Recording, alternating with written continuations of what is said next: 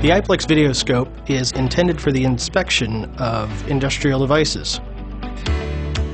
To set up the video scope, all you need to do is make sure that there is a battery inside the video scope, the proper tip adapter is installed, and you simply turn it on and it's ready to use.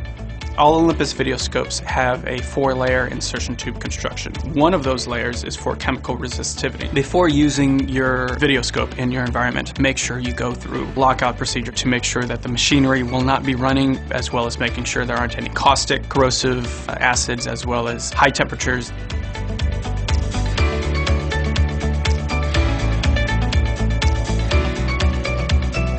Inside of the construction of the insertion tube, there is a layer of crush resistance that allow the entire insertion tube to rotate if it ever gets stuck. The best way to get the insertion tube out is to rotate it and then slightly push and pull the insertion tube.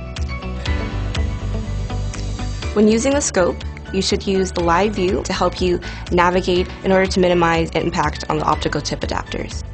It is very important never to use any tools on the tip adapter or protection hood when you're installing or taking them off. They're designed to be installed by hand.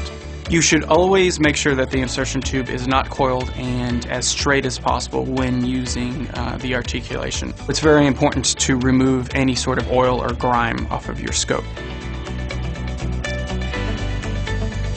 The carrying cases are a convenient way to travel around with the video scopes, bring them from place to place. All Olympus cases have custom designed foam for their respective products. Make sure that the insertion tube is where it needs to be because there is the potential of crushing it when you close the case. Following these best practices will extend the life of your video scope and give you the best user experience.